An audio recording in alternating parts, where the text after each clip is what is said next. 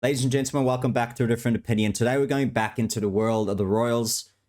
I do want to rip on the Sussexes one more time, okay? And this reason why is as you can see here. So royal biographer and commentator Angela Levin has slammed Meghan Markle after reports suggest the Sussexes may change their surname from Windsor to Spencer.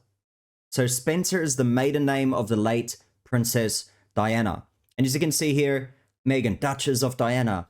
If you ever watched the Netflix show, they kept trying to push that she is like Diana. She's as powerful and strong as Diana.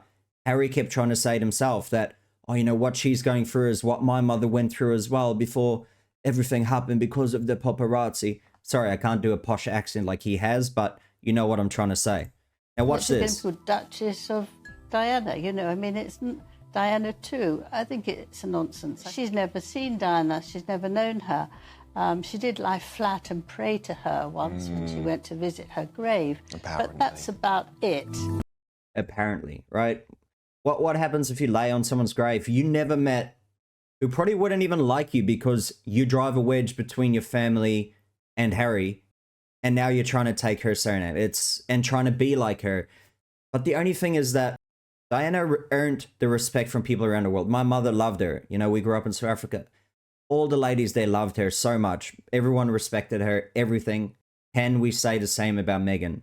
Right? Ask yourself that question. Can we? In my honest opinion, not even freaking close. You are not even in the same stratosphere as what Diana represented. Now, if you thought that, you know, obviously they were very money hungry and all that type of thing in the past, have a read of this, okay? So there's a multi-million-dollar deal kind of going on behind the scenes, this relaunch that they want to do. That's why it's part of it, where they might even change their surnames to Spencer, etc., right? All these type of things.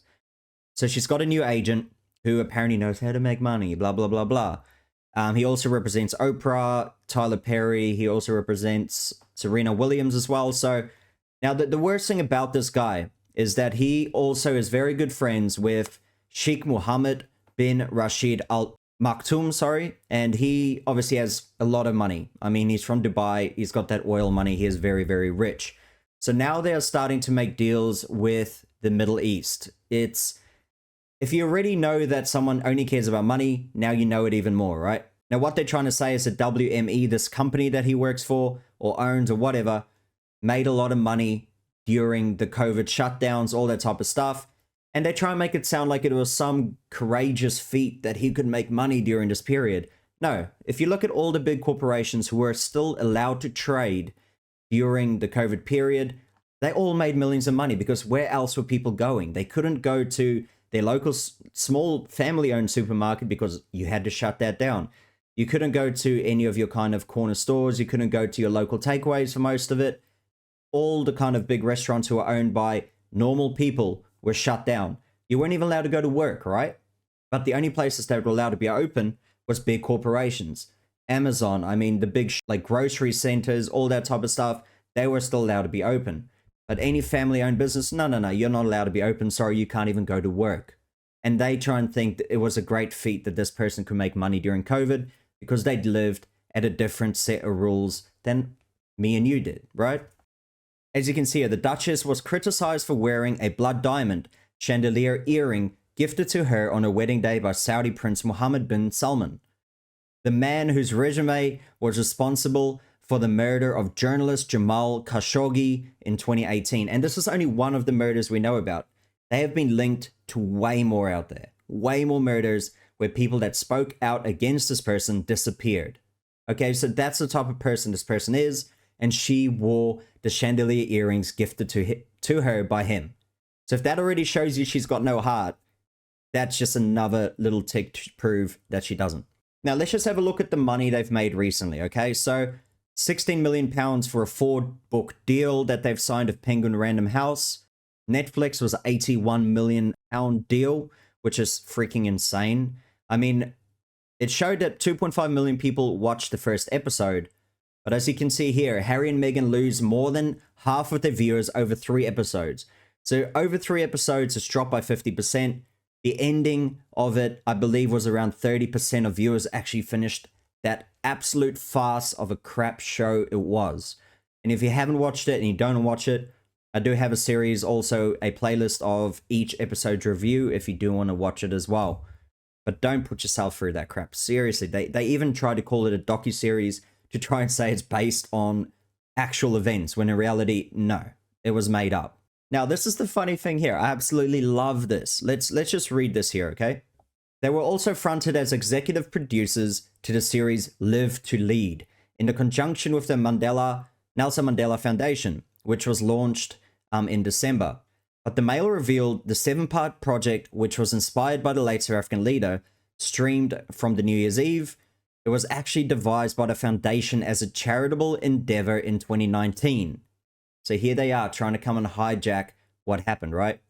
You can see here at the bottom, Nelson Mandela's granddaughter then tore into Harry and Meghan, accusing them of stealing the statement's words and using his name to make millions on the show. I wonder with who else they use their name to make millions of dollars. Oh, wait a minute. Every single time they talk about the monarchy, right?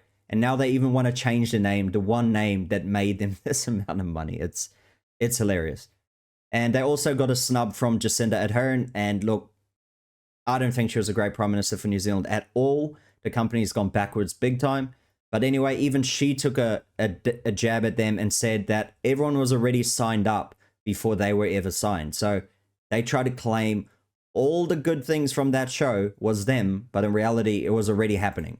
They also had a $25 million £25 million Spotify deal, which was also cancelled after one season because there was not enough production and not enough people watched it. Hilarious. Their property, they've made, £11 million, even more probably. The Inheritance was £30 million. Just even talking at different events, they're charging £800,000, which is freaking ridiculous, which is more than even Arnold Schwarzenegger or even Barack Obama as well. And the rest of their kind of deals as well. I think they're even in the process of signing, if not already, have signed a deal with Christian Dior. They're trying to say that Meghan Markle is actually going to be the highest paid influencer in the game, charging about £200,000 just to promote a certain brand. And this is the sad thing. She's just going to be known as an influencer. A typical influencer just online, like anyone really could, where she could have been a princess. She could have been someone so much more that millions upon millions, even maybe billions of kids want to be like one day.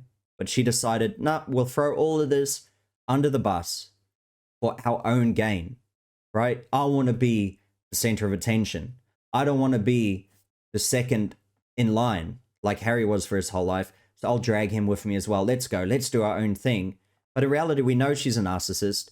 We know she's using him for the money because without him, there's no way she's making this amount of money at all. And now Harry's made his own decisions as well. So I think both of them deserve whatever they get.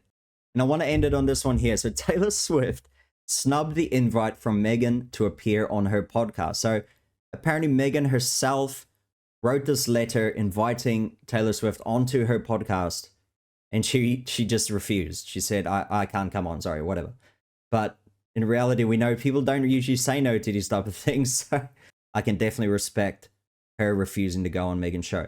So well done to her. I want to end it on that one. Like the video if you did like it.